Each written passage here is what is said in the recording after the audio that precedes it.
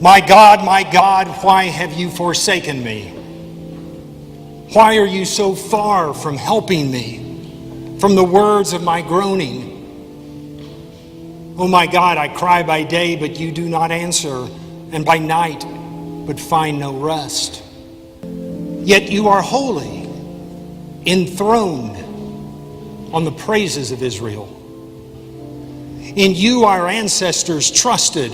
They trusted and you delivered them. To you they cried and they were saved. In you they trusted and were not put to shame. But I am a worm and not human, scorned by others, despised by my people. All who see me mock me. They hurl insults. They shake their heads. He trusts in the Lord, they say. Let the Lord rescue him. Let God deliver him, since he delights in God. Yet it was you who took me from the womb. You kept me safe on my mother's breast. On you I was cast from my birth, and since my mother bore me, you have been my God. Do not be far from me, for trouble is near. There is no one to help. Many bulls encircle me, bulls of Bashan surround me.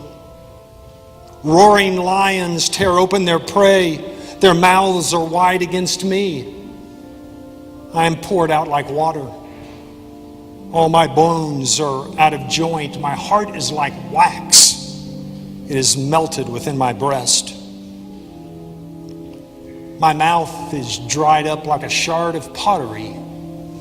My tongue sticks to the roof of my mouth. You lay me in the dust of death. My God, why have you forsaken me? Are there any words in Scripture more chilling than those? We do not know what has happened to the psalmist. Perhaps his child has died, maybe his spouse. Perhaps he has contracted a serious illness. We do not know what's happened to him, but those words he express how sometimes we have felt at a torturous moment in our lives. And did you catch how his mood swings back and forth? First he's pleading, then he's praising. He agonizes over the absence of God. And then he says, but you are enthroned on the praises of Israel. The people called out and you delivered. It's like the life of faith. Sometimes God feels very present in our lives and life is rich and beautiful. And there are other times when God just seems light years away or non-existent. I'd like for us to think together for just a couple of minutes about times in life when God seems especially present to you. When do you experience God? Anyone?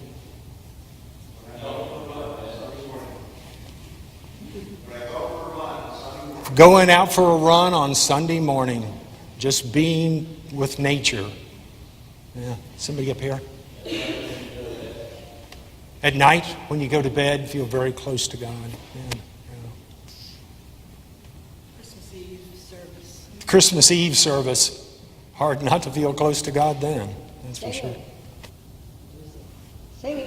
Singing. Yeah, music can speak to a place inside of us where words can't really do that. And sometimes maybe you've had a knot in your throat or tears in your eyes when God just seemed to touch you as you were in music.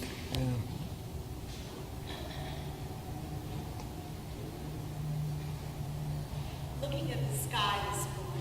Looking at the sky this morning, nature can really make you feel God's presence. I haven't seen that many sunrises, but when I have, when that light first breaks through the darkness and the sun rises over the horizon, and for the scientists, yes, I know the sun's not moving up on the horizon, the earth is rotating on its axis. Yes. But sunrises and sunsets and standing on the rim of the Grand Canyon are just so awesome, and I think about the creator of it all. Also, other people they make me feel close to God, they can make me feel close to God. Other people can make you feel very close to God, especially when they're exuding love. Yeah, in the face of a child, in the birth of a child too. Yeah, the birth of a child, just so awesome. And we become so grateful for the gift of life, and we appreciate the delicate nature of life. In prayer, sometimes we feel comforted by God, or strengthened by God, or challenged, or given guidance. God can seem very much present. In the sacraments, sometimes when we're baptizing a child or celebrating the Lord's Supper together, God can be very palpable. Any others?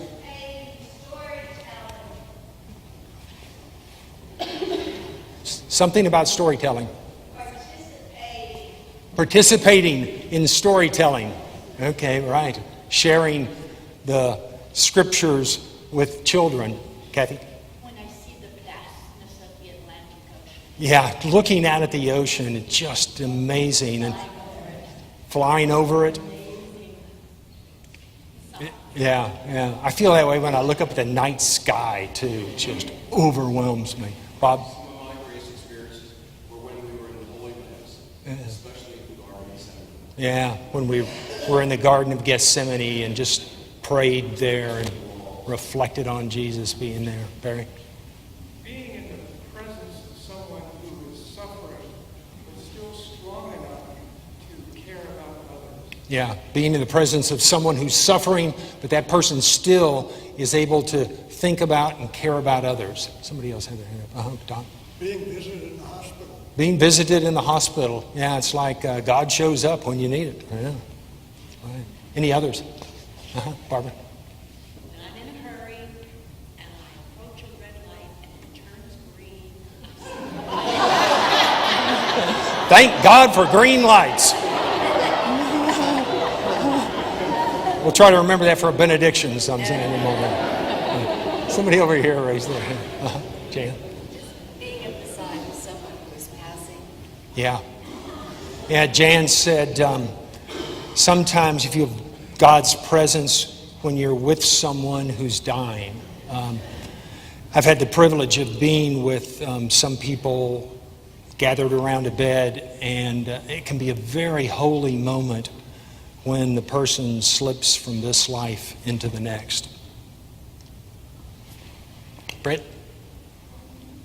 When my grandma passed away, When- got me. Right, when your grandmother passed away. Yeah, exactly.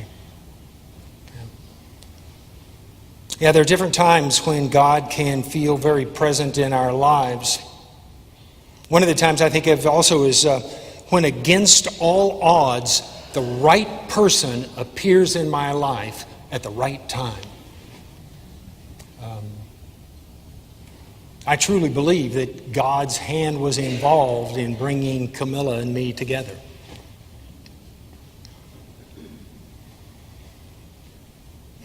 Okay, now I want us to think about a time more like the psalmist in today's scripture. What are some of the times in life when God seems absent, when God just seems nowhere to be found? When I watch the news. When I watch the news. Yep. In family court. In family court. Yeah, the ripping apart of families. When people paint a picture of God as being somebody who's evil and who Yeah, when somebody paints a picture of a judgmental God who wants to wreak vengeance and punish. Oh, yeah. Divorce. Yeah, divorce. Death of a child. Yeah, God seems... Devastation of the hurricanes. A devastation of a hurricane, or the earthquake that set off that tsunami and killed thousands of people. We wonder, where's God in all of that? Being alone in the hospital waiting for a doctor. Yeah, just being alone in the hospital waiting for a doctor. Chris? When the light's red. When the light is red. Yeah. I don't know, maybe God's saying, slow down. Yeah.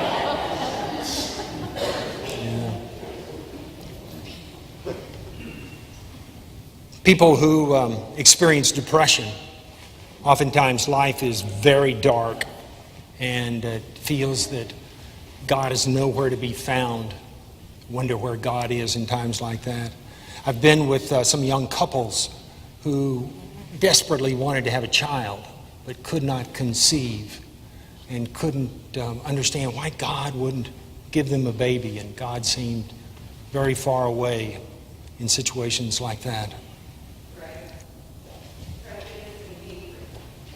Say again? Prejudice and hatred. And just witnessing injustice. You know, seeing people oppressed. It's just not fair. And we want things to be a lot more fair. When we suffer, I think there can be just a wafer-thin layer blanketing our anger.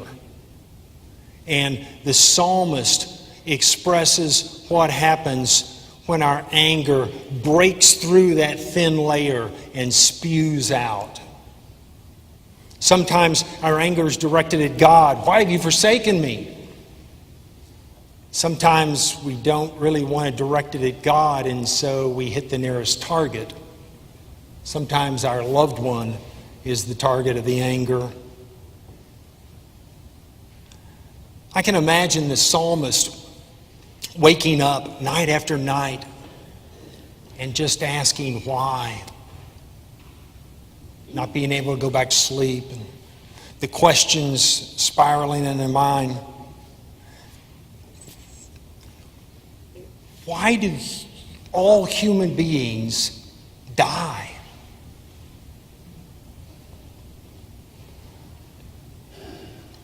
Why do good and faithful people sometimes experience terrible suffering, and some scoundrels seem to slip through life without a scar?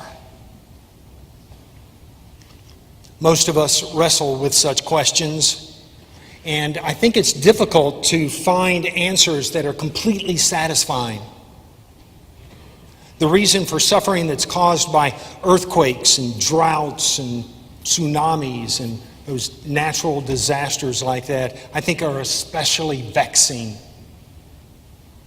Is God still in the process of perfecting the creation, and life came into existence before it had reached a perfect state? Or are these just the types of things that can happen in a dynamic universe that's perpetually evolving? Most suffering, as we know, is caused by us.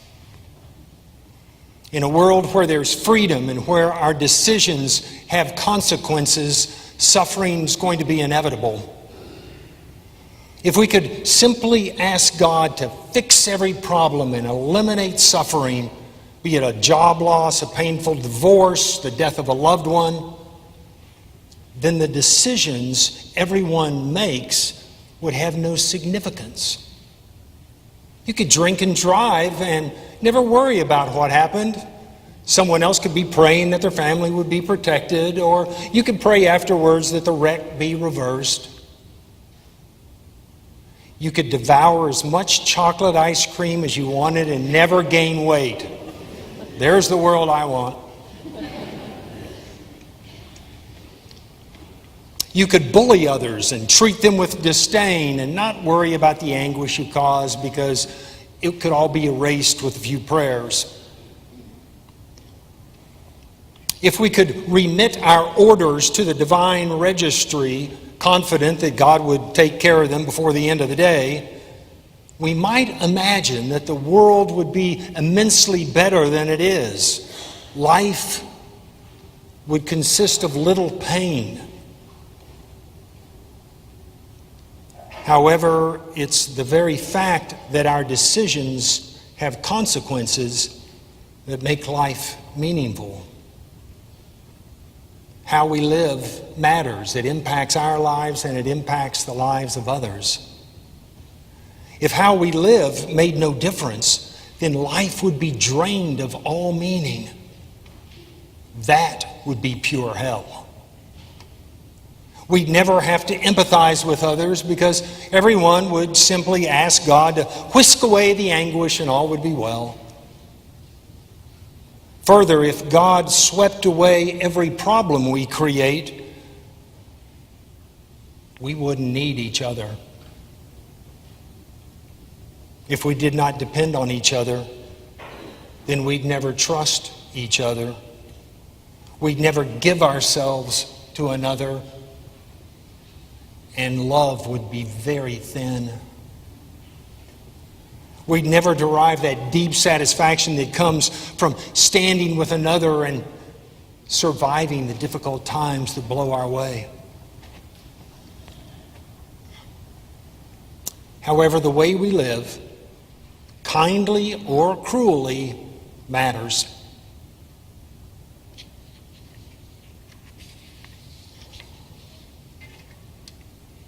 And because our way of being in the world makes a difference, life has meaning. We can edge the world ever closer to God's dream, or we can slam on the brakes and throw it in reverse. God gives us the choice and urges us to make the right decisions. While today's passage, as we read it, leaves us with one who feels abandoned by God, that's not the way the psalm actually ends. If you read the psalm all the way through the end, you find that at some point the psalmist believes that God has come near, and he's confident that he'll survive his ordeal. There's a turning point. But the psalm never tells us how long that took or what it was that made the difference. I think it's also vital for us to remember where this psalm fits in the book of Psalms. What comes after Psalm 22? The 23rd Psalm. That's no mistake. That's not a coincidence. The Lord is my shepherd. God walks with me by still waters in the peaceful times of life. And God walks with me through the darkest valleys. The confidence that God is with him. Sarah Condon grew up in Mississippi in the thick of the Bible Belt, surrounded by fundamentalists. She and her family went to a little Episcopal church. There was no family Bible set out on the coffee table in her house. Her parents didn't quote scripture to induce her to be a good girl. By contrast, the mothers of her friends talked about being saved and growing up to become a godly woman. According to her friends, the reason you went to church was so that you would not sleep around, take drugs, or talk back to your parents. She went to her little Episcopal church with her parents each week, and her priest and parents never talked like that. So one day she asked her mom, "Why do I have to go to church every week?" And her mom said, "Because we want you to have something to fall back on when life gets hard. As a teenager, she didn't really fully grasp what that meant. And she wondered why her mom would think that her life would turn dark at some point. But as an adult, Sarah has had to trek through the desolate wilderness. And she's very grateful for all those times her parents took her to church, because she learned that she is loved, that God is with her, and that God will see her through. Many of you know Anne Lamott, the writings of Anne Lamott. She grew up in a very dysfunctional family. She struggled for years with alcohol and drug abuse. She wrote, "Hope begins in the dark. The stubborn hope that if you just show up and try to do the right thing, the dawn will come. You wait, you watch, you work, and you never give up." Faith can be hard. And sometimes it feels as if God's light is never going to penetrate the darkness. I pray that we will all remember that God never gives up on us. And that will be enough. Enough that we not surrender to despair. Enough that we will live in hope.